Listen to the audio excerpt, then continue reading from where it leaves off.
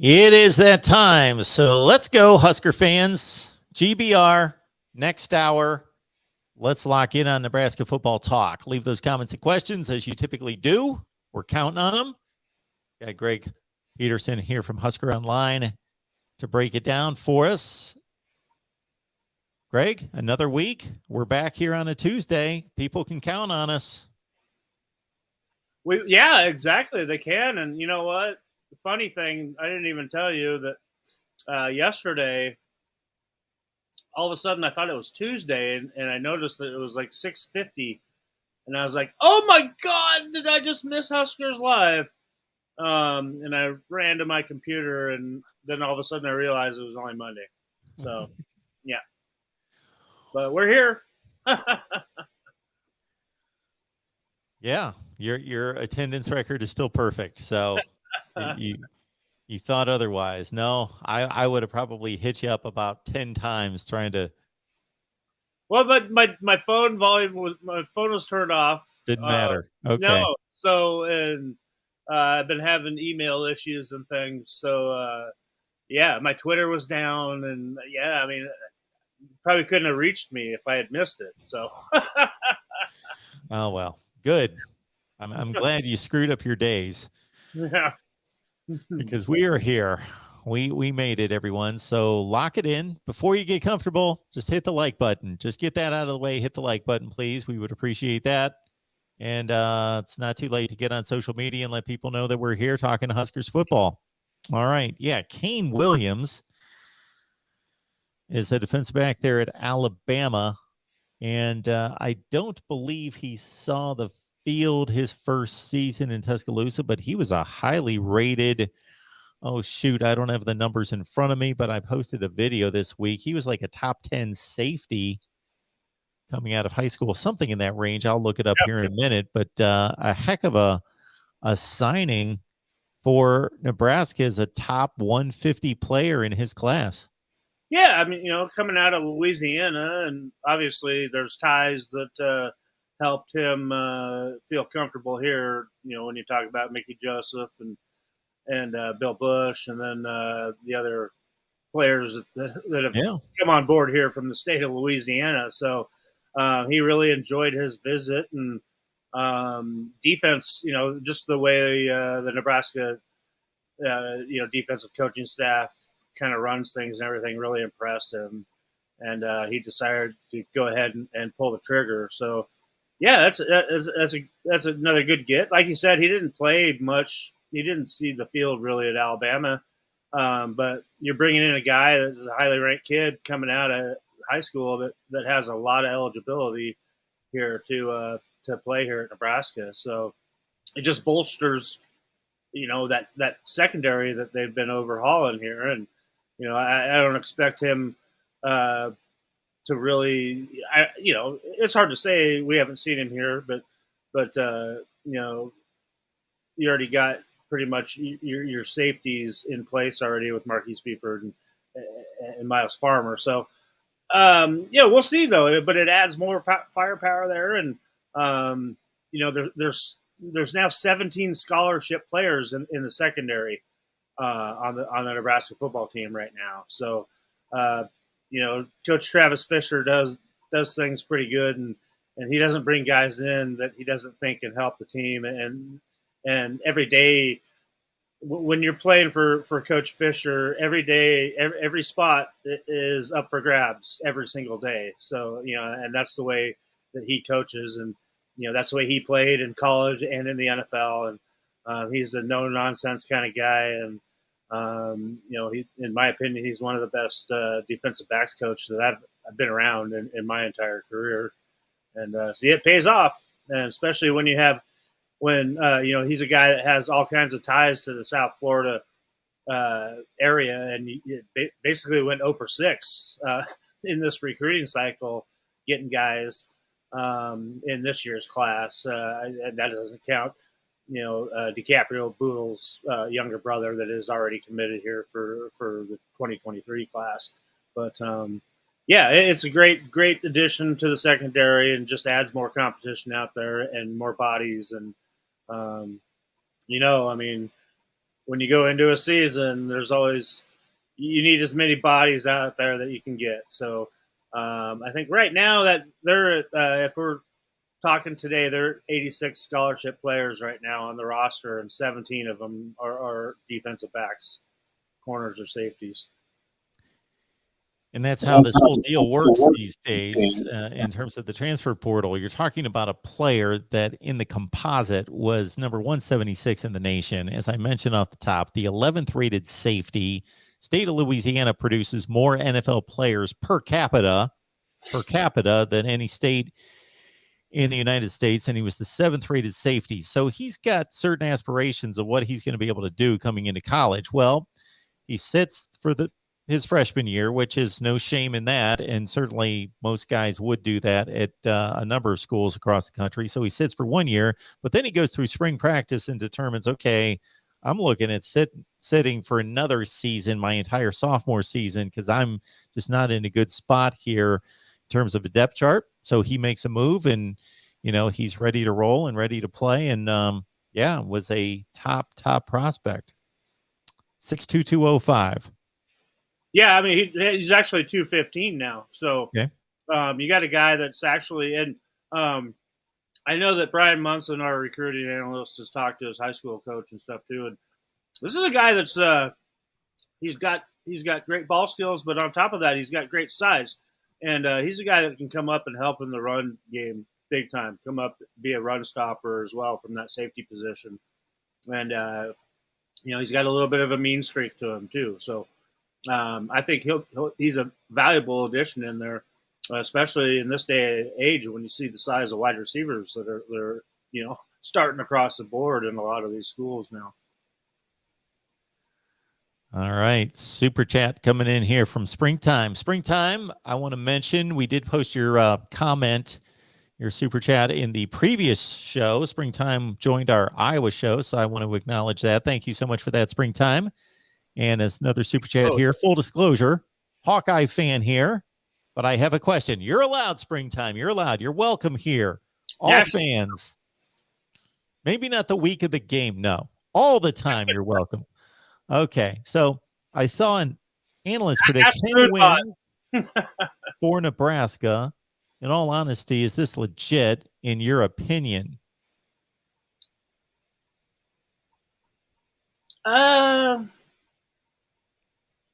No. Could it happen? I saw some of those too. I mean, it could happen, right? Right. And we've touched on this before. Yeah, I mean, if you look at the schedule, obviously that could happen, but realistically, that's a big time turnaround. I mean, right now we're thinking, if you want Scott Frost to keep coaching here, 7-5 is kind of what we're looking at, and that's a pretty big jump. 4-game on the plus side from the previous season. That's a lot to ask, especially in a league like the Big Ten. So, it's great that people have faith in Nebraska, but truthfully, none of us know what the product's gonna look like on the field. When they play Northwestern in Dublin in week 0. So, I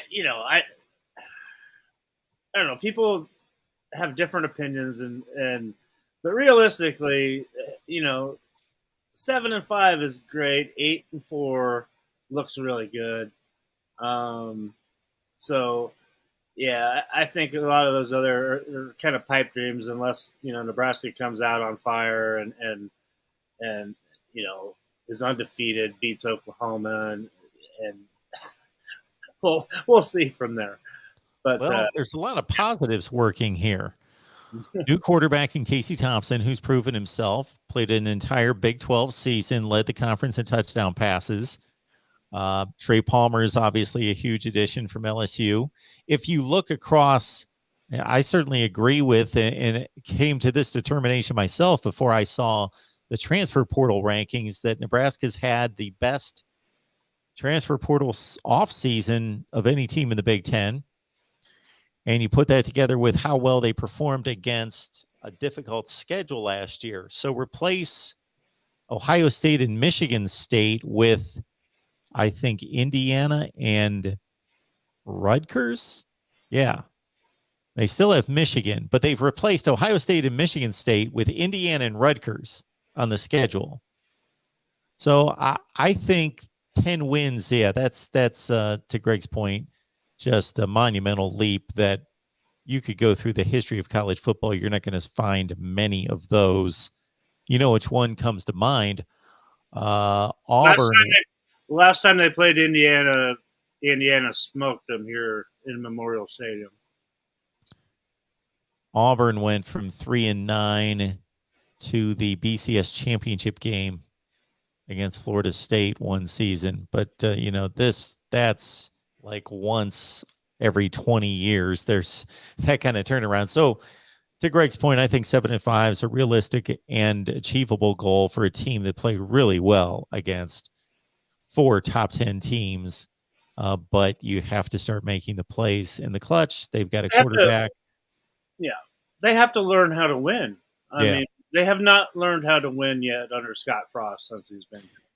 Until they can do that and believe every single day that they're going to win the game, like in many years past here, when so many teams would come out of the tunnel walk knowing that they were going to crush the opponent on the other side of the field. That just hasn't been here for a very, very long time. So, don't tell me 10-2 until I can see that kind of an attitude and that kind of fire and passion that I just haven't seen. So it's a great point because it sounds like a throwaway comment. You got to learn how to win the games, but that's exactly right.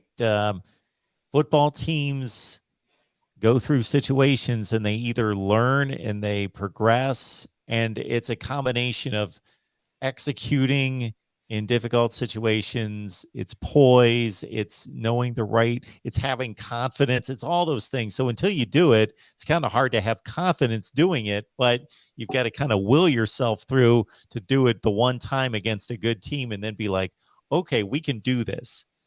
We've shown that we did it. We did it against them or did it against them.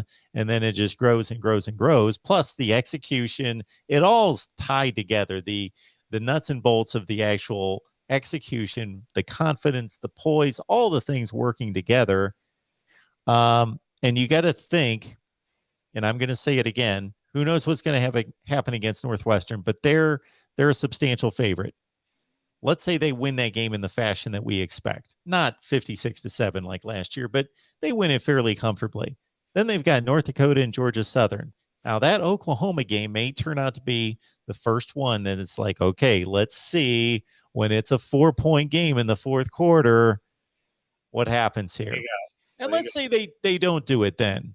But, there's going to be Indiana Rutgers. They should win fairly, but, Purdue and Illinois and Minnesota, there's going to be plenty of opportunities for them to, okay, when are they finally going to push the door down and show? And then teams sometimes take off after that because they did it once and they proved it to themselves and they had never done it before.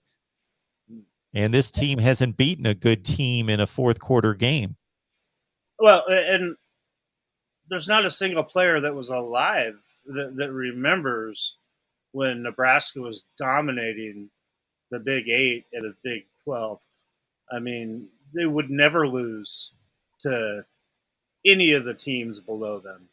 And when they once would, it would be a fluke. Every now and then they'd lose to Iowa State or something, trip it up. But yeah, these kids don't know the tradition and what all that was about. They can be taught that, they can be told that, they can watch videos on that, but not to live through it. They don't understand that. It's not in their blood. And you can have as many old timers come back, guys that went through the battles, guys that wore the black shirts come back and tell them all that is. But until you actually go out there and do it on the field and you prove it to yourself and the whole team is on the same page, it's just not going to happen like that anymore, especially with, the parity now in college football and the power shifts that have gone on since those days.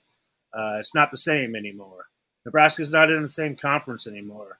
But I think Nebraska's in good shape to start climbing their way up that Big Ten ladder to where people expected them to be when they joined the conference, and not be, on the doormat every year of their division. We'll see how long these divisions last. Anyway, we all know everything's kind of going crazy right now. Absolutely. But yeah, and they were close to that status when they joined the league. They were close to it, but then they quickly for the lost first couple of it. years. Yeah, and then they quickly lost it, and they just never got it back. And and we've just seen the carousel of coaches that have gone through, and just trying to find that identity has been their biggest holdback. And it's funny that you have people running the show. I mean, your commanders are all guys that understand that and have been through it. So yeah, it's kind of shocking that it's taken this long. But I'm confident that they'll get there. Definitely. So, Greg, when you say they're a doormat of the league, I know exactly where you're going with this. It's not that athletically they're a doormat, like they're getting wiped out by these teams, but they keep losing the game. So their record makes them look like a doormat. Yeah. But in terms of competitive balance on the field, they keep playing close games. So basically, because they're not Nebraska of 1995, but they're also not Kansas, they're playing tons of teams, especially in the Big Ten, of course, that are who's going to win? Purdue, Nebraska, Nebraska, Illinois, Nebraska, Minnesota. They're like, they are not a decided favorite, I would say, against anybody except that Northwestern game. And we'll see how things play out, maybe Illinois later. But they're also not playing anyone. Michigan and Oklahoma, yeah, they'll be clear favorites, but they're not playing anybody that you're like, well, they can't beat them. Again, Michigan, Oklahoma, Wisconsin, they took them right down to the wire. So they're going to play a bunch of games. You would think that it's going to be one score in the fourth quarter because nobody's a lot better than them, and they're not better than, except for some of those non-conference games, etc. Most of the schedule, they're not better than the other teams. Right. They should be playing a lot of close games. And I mean, the thing that's really frustrating about it is that you're talking about a program that has the support and the financial support to rival your Ohio States and your Michigans. And if you go drive by there right now and see the construction going on that fabulous new facility that's being built, it's absolutely crazy that you can think that this team can only win 3 games a year right now. With the fan support and the financial backing that will never stop. I mean, and then plus on top of it, you're in the Big Ten with this new TV deal that's going to be announced here, in the next month or so, where every Big Ten team's going to, I don't know how much it's going to be worth, but it's a record-breaking deal that's coming up, which guarantees every Big Ten school tons of cash. So, yeah, there's no excuses anymore. You've got everything in place that you need. You just have to get it done on the field, get that tradition, that mindset back in there. And like I said, I think they're poised to be there. And let's see what this product that they put out on the field this year does. And I think it's got some really good pieces. We just need to see it all kind of mold together and see what these new coaches, put their new product out is going to look like, because right now they're keeping it pretty much under the cuff. That even us that are here around every day really have no clue. So it's going to be fun. I'll say that. So, Greg, you make another really good point that I want to extend on, and it's interesting that they are, in a sense, the only football program in the Big Ten that's like this. So you got Ohio State, Penn State, Wisconsin, all the teams that are really good and pack out the stadiums, and the game day experience is through the roof. And then you've got the places that are dead and you can walk up anytime, right at kickoff: Rutgers, Maryland, Indiana, Northwestern, and Nebraska's playing on that level, but they've got the fan support and the game day experience And the that you've got trophies. at Ohio State and Michigan and Wisconsin, etc. You go through, Crazy.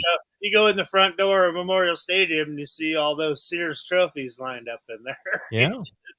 There aren't a lot of other Big Ten schools besides those couple that we've named Yeah. that claim that. So, yeah. And I can't think of another program in the country that hasn't taken a huge hit in attendance from what they used to be that's losing. Maybe Texas. Texas probably still packs out their games. I haven't really paid that much attention. But look at like Florida State, USC. Their attendance is awful at the games. Yeah. Because they're not winning. Miami, awful. Nope. That's the only place that's going 3-9. And to their credit, to their defense, it was only 1-3-9, but a lot of 4 and 5 win seasons and still packing the place out. With really, I mean, inside the stadium with a really crummy fan day experience, basically, with how uncomfortable it is to sit there. You know, they're going to renovate things and make it better, but I mean, you're still basically inside a stadium that is 100 plus years old, and you know, you go into the bathrooms in some of the areas there, and there's still the big trough urinals in there that are like a mile long. So yeah, there's a lot of still things that need to be modernized in there to upgrade the fan experience. So my point is, credit to the Nebraska fans for keep showing out like they do. But don't get me wrong, there's also other areas that have been, redone and they're really nice too. So yeah. And that's exactly what I was trying to point out was I can't think of another program in the country, that might be down for a year and still pack the place. But this has been going on now for about 4 or 5 years. Mm-hmm. And even before that, the standard wasn't met, but they were going to bowl games. Yeah. Moonbot, appreciate you being here. Thank you so much for the contribution, Moonbot. Must have been payday. I guess. Appreciate that. Attaboy. He's our guy, man. Moonbot says, I know what we got to do. We got to win the whole damn thing. Husker fans, lend me your ears. Truth and courage will lead us to 10-2. What movie did he take that line out of? I'm trying to. I was thinking the same thing.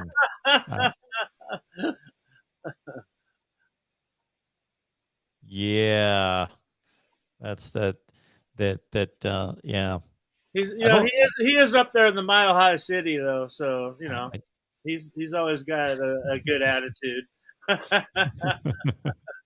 You can say it that way, sure. Moonbot, appreciate you. Thank you for that. And then we also have Springtime coming back. Says, quote, college football with Sam is the source that predicted 10-2. Thanks for the reply. Okay. Not aware of that outlet. I've seen several. I think I saw Athlon was another one that picked him something like that too. I'm not sure. I'm not a big guy that goes and looks into other publications to get my news and.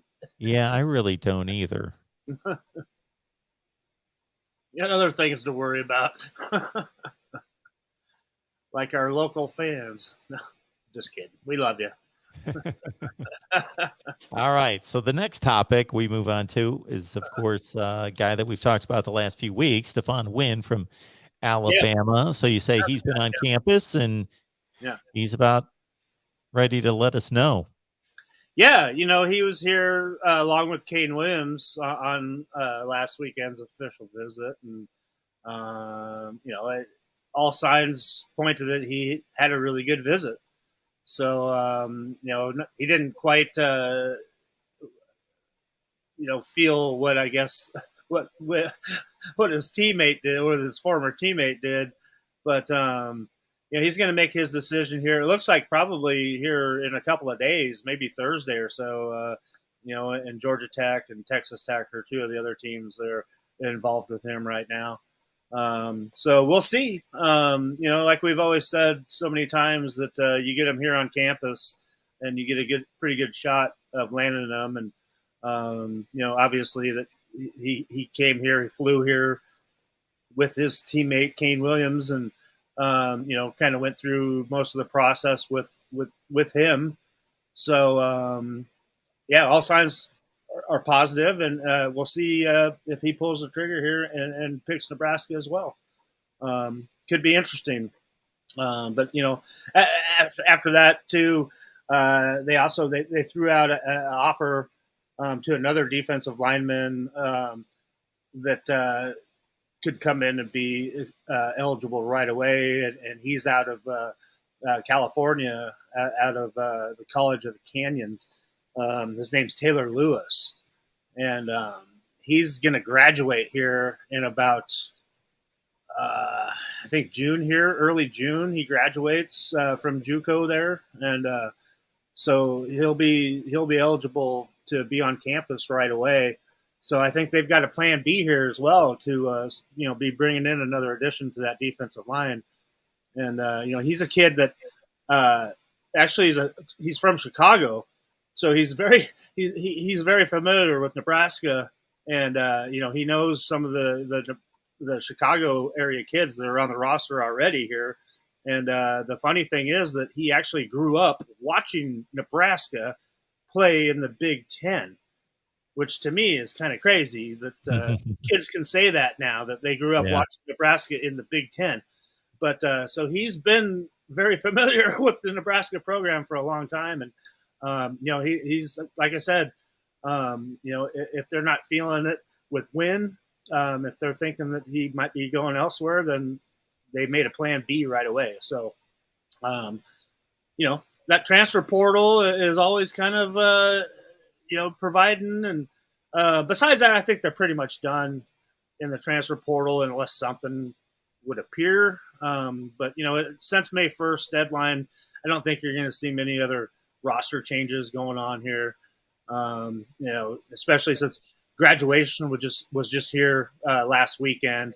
So, the only things that you could probably see attrition-wise would be maybe a medical type of a deal or a graduate transfer type of a deal. But I don't see anything with any kind of a frontline type players, leaving the program at this point. So, they're trying to bolster what they can get on the defensive line, obviously, that position of need that they're pointing at. And I think they're doing a pretty good job at it. So after that, I think all attention kind of goes back to traditional recruiting, which I think we kind of forgot about. But there actually is recruiting going on of high school athletes still. Yeah, if you don't do that, that transfer portal is going to run out at some point, because those guys are going to run out of eligibility. So those high school players are still important. So, Ian, I think Greg pretty much answered your question about Jordan Addison, who, of course, is the great Pitt wide receiver who won the Biletnikoff Award, and he's being linked mostly to Texas, USC, and Alabama, from what I've seen. Obviously, I think you would always, if you could get a skill position guy like that, you wouldn't say no. But I don't think that's something that's really an active, ongoing thing with Nebraska anymore. So, yeah. Michael Barrett's saying here, wait a minute, Greg, isn't the gentleman across from you, is he talking about me? I think so. The one that predicted Nebraska winning the Big Ten West? No, you can check. Everything I predict is on record. I can't run from my predictions. I actually blame this show for making me pick Nebraska 6-6. Do you remember this, Greg? I was running through my predictions, and I did one of these, and I said I had 5-7 written there, and then everybody kind of kept pushing me on the optimistic side, and I scribbled it out, and I went 6-6, and I had to take another win away from somebody else in the Big Ten. But I went 5-7, then I changed it to 6-6. No, I think I said 8-4, didn't I? That sounds right. 7-5, maybe. I think you said 8-4. I think I said 8-4. I didn't write mine down though. Sorry. Oh, mine are all out there. They are definitely out there. No. Michael, you're making me look bad. I was at 6-6. All right. Willie's a big Buckeyes fan. It's his show. If he wants to change his prediction, he's got that privilege to do so. Okay. Yeah. I'll take it. I need it. Chris is asking if there's any news on Thomas Fidone or Xavier Betts. No, I mean, as far as we know, that Thomas Fidone is still healing up and rehab's going well.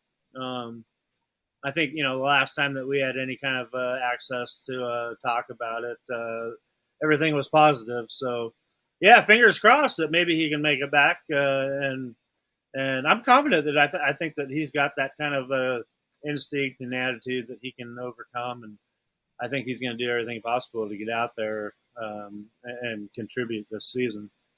Nothing on Xavier Betts. Really has been absolutely no news on that whatsoever, unfortunately. And I still haven't even talked to his high school coach to get his opinion on any of it. So I need to do that. Maybe I'll see him at state track here this weekend, and I'll find out a little bit more. Michael Barrett just won't let this go. About me picking Nebraska 10-2. Michael, you might want to check your math too. When you said 10-2, 7-4, you might want to check your math totals there. All right. Willie says that the record last season was the result of poor coaching and terrible decision-making by Martinez. Their crossover games recently have been unfair. Well, they have been tough. Yeah, they haven't gotten any breaks in the scheduling for sure. But doesn't matter. It doesn't matter who's on your schedule. You still got to suit up and line up against them and try to beat them. But, I think there was obviously a lot of decisions that were made on the field that turned out to be the wrong ones. And, the blame starts at the very top. Yeah, you take that as it is. Yeah, I mean, all the blame goes on the head coach. It's his team. It's his players. So, yep. Our guy Joseph here is asking, how would you characterize the current relationship between Trev Alberts and Scott Frost? I would say professional, respectful. Obviously, a lot of respect between the two of them, but not chummy, if that makes sense. I think that Trev Alberts believes in Scott Frost, and I think he's done everything possible and given him every resource possible. He's got the highest paid coaching staff now in Nebraska history. I think he's made it known that, the way he restructured Scott Frost's contract to say that obviously we need to see progress here. Otherwise, the writing is on the wall. I don't know if that, does that mean 7 wins this year? I don't know. I think it means at least 7 wins. But still, I couldn't answer the question if it's a one and done for Scott Frost right now, because of that relationship between the two of them, which, quite frankly, a lot of us were just speculating. I mean, we're not in the We're not in the office when those two are in there together discussing things. So, but I think there's definitely a mutual. The thing that I like about it is they both have the same goal. They both have the same background and passion and love for this university and this football program, and only want the best for them. And have both experienced this program at the highest level possible. So I like that. I definitely like that combination. And yeah, Breast's just got to win some football games this year. Then this conversation goes away, because Trev Alberts is an extremely intelligent athletic director. He's got a great track record, and he's also an extremely intelligent football guy. So he knows what he's doing, and he's going to leave his mark here as probably the best AD of all time, I think, by the time it's all said and done. And that's regardless of who's the head football coach. Wow. Well, I will say that I can't vouch for Trev Albert's intelligence firsthand. I don't know the man, but to hear him speak, which we all did on television for years and years and years and years, and now in the position that he's in, which of course was the same position he had previously, just at another school, he is impressive to listen to. Yeah, he gets it. I mean, this is what he does. Yeah. Yeah. Anytime you can hear him talk, and he can talk to you about the NFL and talk to you about college, talk to you about high school. I mean, everything. The media. Yeah, he's incredible. So David sent this comment, and now he just sent another comment saying he's sorry for not editing his comment. So I don't know if he truly believes this or not. So I don't know that we need to. Just that another site on YouTube commented that Nebraska has a poor wide receiver core and will be the offense's downfall. I don't know. I don't look at it that way. For somebody that's seen the talent that they have over there in that room, I mean, you got a former 5-star number 1 player in the country leading the way, and then you got Omar Manning, Oliver Martin, a lot of guys that have been very productive at this level. I mean, I won't say Omar Manning has been super productive, but sure. And then on top of that, with all the other guys that they have, I don't think this wide receiver core is lacking at all. And the loss of Xavier Betts doesn't mean anything to that room, in my opinion. So, I think that wouldn't even be close to the truth at all. We can certainly benefit your business by partnering with us. So consider being a sponsor here at the Voice of College Football Nebraska. You can contact me at MarkRogersTV at Gmail. All right, Greg, you ready to tear through some recruiting classes? Yeah. And especially, let me add, too, when you got a room headed by Mickey Joseph and see the products that he's put on the field that play on Sundays on your TV every week.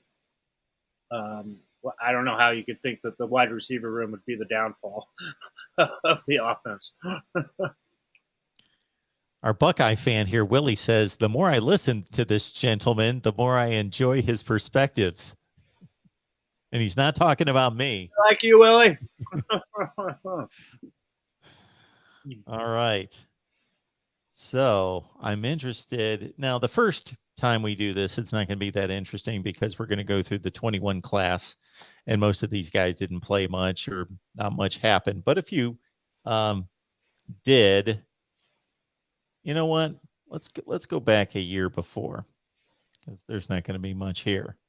Going to go back to the 2020 class, and I'm curious to get your take on, how these guys developed. Okay. So We got 26 enrollees. So I'll give you a handful of players, and you just pick and choose who you want to talk about. So from the top of the class, we've got offensive tackle Turner Corcoran, wide receiver Xavier Betts, linebacker Keyshawn Green, wide receiver Marcus Fleming. Well, the only one that's on the team is Turner Corcoran. If that tells you anything. And yeah, very highly touted guy, and obviously it was started right away here. Was hurt last year, and was hurt going into last year, which I think really set the offensive line back in a big way because he wasn't there for fall camp, and by the time he did make it into the lineup, I think there wasn't any continuity, and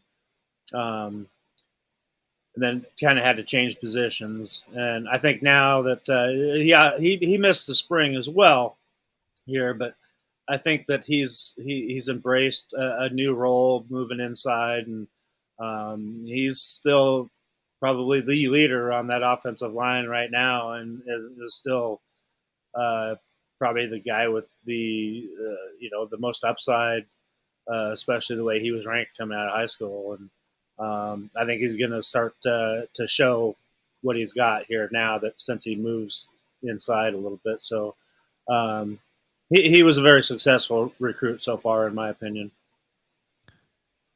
So, folks, a lot of questions are coming in concerning some topics that we already addressed. So just wait for the video to post, and you can watch that, or you can just go back if you don't want to join us live right this second, but we would love for you to stay with the live viewing experience here. But you can always go back when we're done and check out what we talked about earlier. Tell Willie that Cam Taylor-Britt's a very good corner. They got a steal there. Go ahead. Sorry. Didn't mean to interrupt. No worries. So our next batch. So it's somewhat alarming that 3 of the top 4 signees from 2020 are no longer with the team.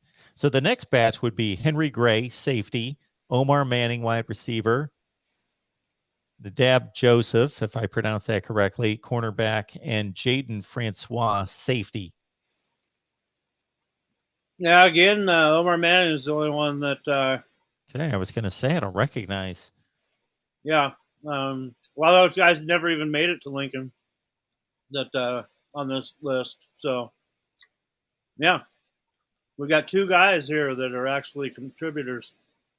2 of the top 8 in the 2020 class. So our next batch, we've got dual threat quarterback Logan Smothers, Savion Morrison, the running back, Alante Brown at wide receiver, and Blaze Gunnerson, strong side defensive end. Yep. Well, we still got Blaze. He's got himself put in a pretty good situation now. Should be a big time contributor, I think, this year. The guy that I loved seeing play in high school. Straight up, he's a defensive end. He's a pass rushing dude, and played a lot of tight end too at his high school. He played at a small high school here in Iowa, next neighboring state over. But I like what he's where he's put himself, and he's going to get some legitimate playing time this season. I'm trying to think of who else was on that list there. And Gunnerson, Brown, Morrison, Smothers. Morrison, obviously Morrison transferred out. We all know where Logan Smothers is. Probably comes in as the third string quarterback entering the season, from what we've seen. Alante Brown's a guy that might be poised for a breakout year. He hasn't done much yet, but I know that Mickey Joseph thinks he's a dog, so he might. This might be his time to shine. We will deviate off of our little project here to answer some of these questions. Michigan fan Dave asks, how popular is high school football in Nebraska now? There was a time they grew there on future linemen. Where's he from? Michigan? It's a Michigan fan. Okay. Popularity in Nebraska high school football. I mean, it's popular, but it's not like it is in other states. I mean, coming from a guy that I've covered high school football in every single hotspot that there is that you can think of in the country. Nebraska high school football just doesn't have the talent level, the numbers of talent. You're lucky to have a couple of D1 kids on the field at the same time. Where a lot of times I would go to games and there'd be 50 D1 kids on the field between the two teams. So the atmosphere is not quite what it is in other places, and I mean, I could probably name a top 10 venue list of high school football places that you should go see if you're a high school football fan. But that's for another day. But I would love to see more attendance. I think on Friday nights, in my opinion. Now, don't get me wrong. Some of the good schools they pack the stands. And just like a lot of high schools is, the visiting teams might not bring a lot of fans, but I always compare it to the high school stadium here in Lincoln, where I played my high school football, which was actually on the campus of my high school, but all the schools in Lincoln share it as the big stadium. Back when I was playing in the later 80s, we used to have that place full. Nowadays, you're lucky to get one side half full and the other side maybe half full. It's kind of depressing. I just think that there's more, games are televised now. The options are you don't have to go. The weather always has something to do with it. I just don't see as many people that just thrive on Friday night high school football. Like, you go anywhere in Texas. I mean, I can name all kinds of places that towns close up shop on Friday nights because the whole town goes to the game. Obviously, Lincoln's a little bit too big of a city for that to happen. But I've been in plenty of smaller towns that's the way it is. And it's a very unique atmosphere and something special to be a part of. 112 on the line. Appreciate y'all being here. And so thank you for that. We can also continue to grow. So please consider bringing some folks with you next Tuesday at 6 Central. Our guy Jose's here asking, what high school recruit are you the most excited about? Oh, boy.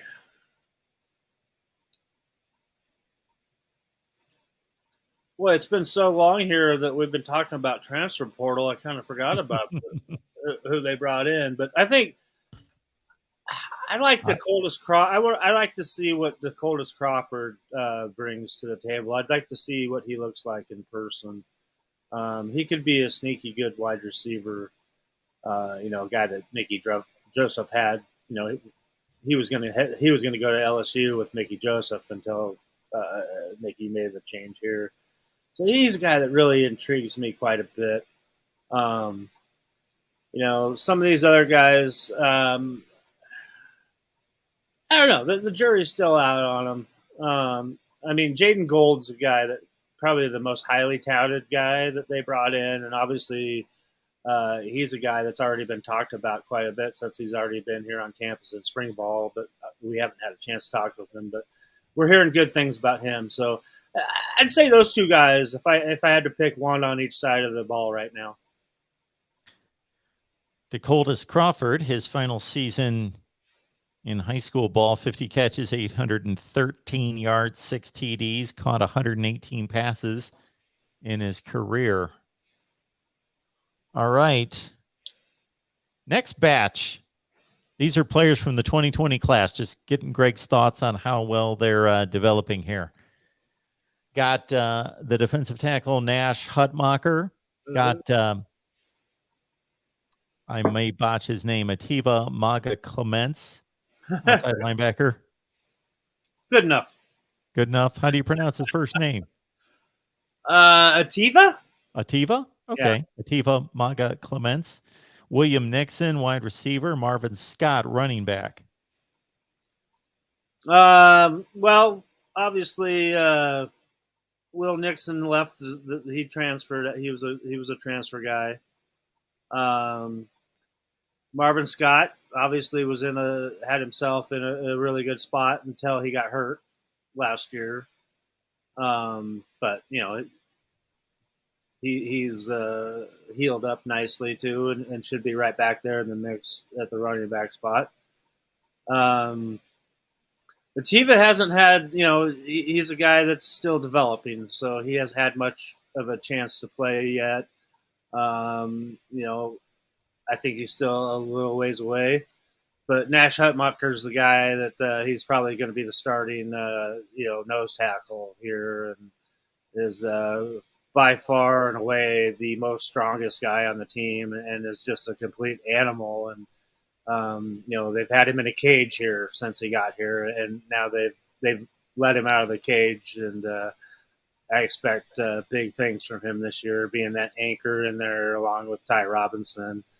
And then let all these other pass rushing guys let at it. So, yeah, he's a scary dude. You wouldn't want to mess with this guy, and he's a world class wrestler as well, and just a mean old nasty country boy that likes to hunt and fish.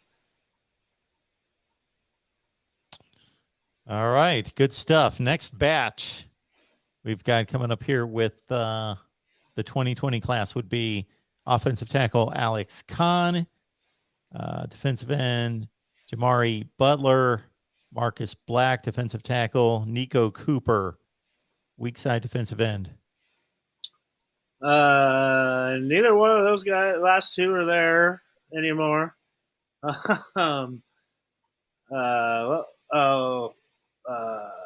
Butler and Kahn.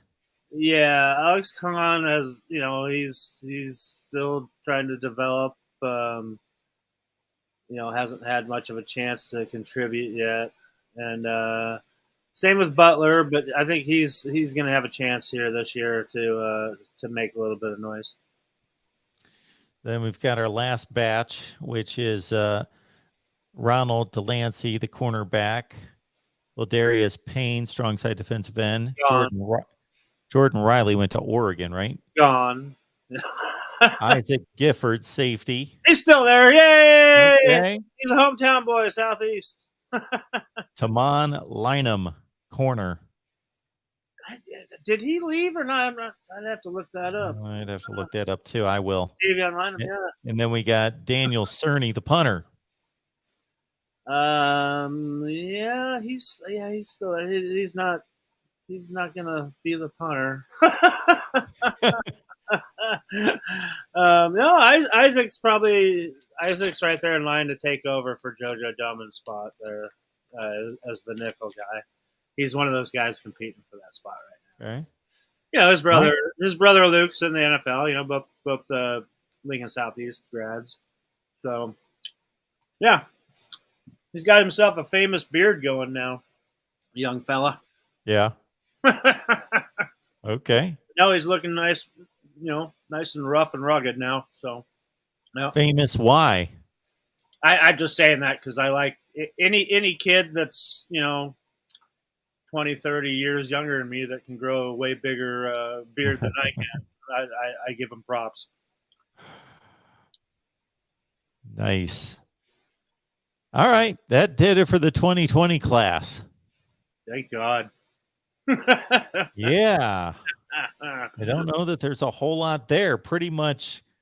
Well, that's why they're going crazy, setting up all kinds of official visits right now. So Corcoran, Manning. Who else is Hutmacher? Yep. There's a few in there that you'll be able to count on, but yeah. That's about it. Yeah, it's the strange days we live in. Okay. Well, we appreciate everybody being here. That should wrap up a Tuesday night. So get on back here next Tuesday. Well, we can report a couple of things too, if you still want to hear. Oh, yeah. What do we have? Well, I do want to say that they've got, like I said, they've got a lot of recruiting going on right now, and a lot of official visitors heading in. So this weekend they're hosting a couple of top players out of the Kansas City area. And then June 3rd weekend, they're setting up official visitors, which is pretty big because you've got Malachi Coleman, the number one player in the state, doing his official visit on June 3rd. And then you've got Maverick Noonan, also the second-ranked player in the state, doing his official visit here on June 3rd as well. And Gunnar Gattulo will be a guy that'll be there as well. Who's a commit already, and helping on recruiting. So on top of that, with a bunch of out of state guys coming in at the same time. So yeah, they're hot and heavy on filling up their classes right now. So a lot of things to pay attention to in the upcoming weeks to see who's going to be the next few commits in this 2023 class. Between Coleman and Noonan, do you have any read on where they stand yet? I like to say yes, but then, gosh, it's always hard. Obviously, with Maverick Noonan, I mean, everybody knows his dad's legacy here and in the NFL, and he's always been kind of keeping things close to the vest type of a kid. He's always said that he gives everybody pretty much equal consideration and everything. But I just gotta think that it's funny every time that you talk to him, he'll just break out with the biggest smile. When he sees me with my camera even on him during a game, he will ham it up for the camera. I think that in the end, he's not going anywhere else besides Nebraska. Malachi Coleman, another guy that Nebraska offered first, was in on him first. He's a Lincoln kid, but he's seen his recruitment just blow up. So he's getting offers from everybody in the nation. But I would still say at this point, Nebraska is definitely his leader, and it doesn't hurt that he can come to every home game. He was here at every home game last year. Both of them were. So, it doesn't hurt when you get him there on the field each and every home game of your season, and they get the royal treatment. So, I like Nebraska's chances with both of them if I had to answer that question right now. All right. As it says on the banner, tell your friends, folks. We'll see you back here next Tuesday for show number 70, 6 Central, 7 Eastern. Greg, we don't have a show without you, so appreciate you being here. Hey, I love it. Best part of my Tuesdays, obviously. I wake up looking forward to it. Absolutely. All right, sir. We'll see everybody back here next week. Have a good week.